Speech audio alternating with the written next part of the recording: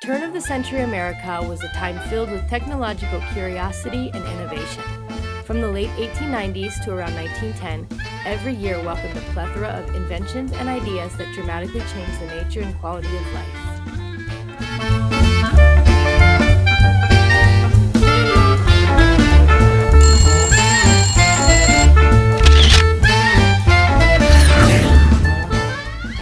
By 1900, the American nation had established itself as a world power. The continent was settled from coast to coast. This map shows the elaborate system of railroads that existed by 1900, nearly 193,000 miles.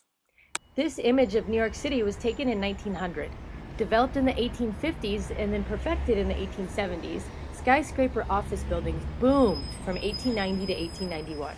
Turn-of-the-century skyscrapers included several innovations such as steel structure, elevators, central heating, electrical plumbing pumps, and telephones.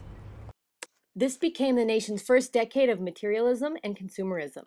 Advances in technology, such as mass production, allowed department stores to spring up throughout the country. This one was called Golden Eagle Department Store and was located at 16th Avenue and Lawrence Street in downtown Denver.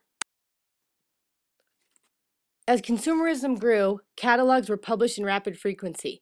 Factories were in dire need of workers to keep up with all the products that consumers wanted to buy. In this textile factory, the average worker made $12.98 a week for 59 hours. Sometimes workers worked for 19 hours a day with only one short break. Because of the dangers of work and disease, life expectancy was only 47.3 years for females and 46.3 years for males. Both female and male blacks lived to be, on average, only 33 years old. As the number of factories increased, so did the number of needed workers. Immigrants flocked to the United States.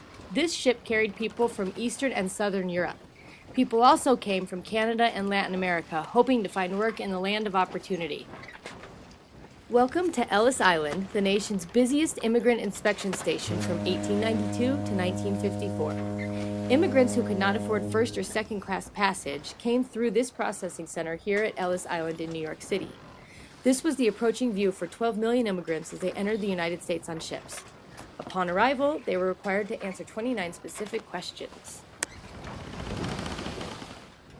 In addition to immigrants, children were often used as laborers as well.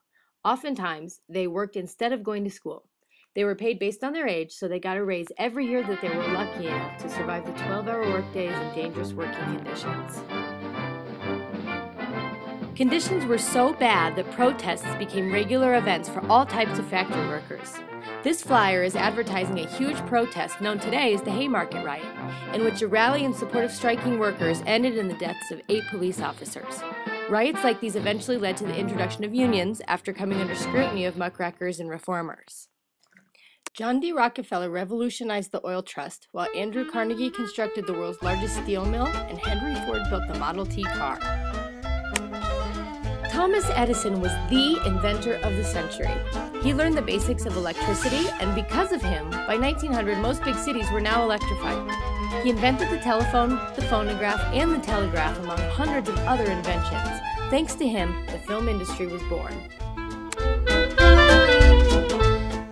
As inventors simplified life and workers stood up for their rights, turn-of-the-century America was a time of change and anxiety, promise, hope, and fear. The last horse-drawn trolley is replaced by an electric bus. The first overseas telephone call is made between Key West, Florida and Havana, Cuba. Scientists announce they are searching for messages from Mars.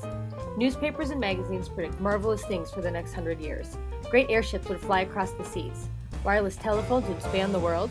People would watch moving images in their own homes. There were even predictions that the 20th century would see an end to poverty and war. For the future, anything seemed possible.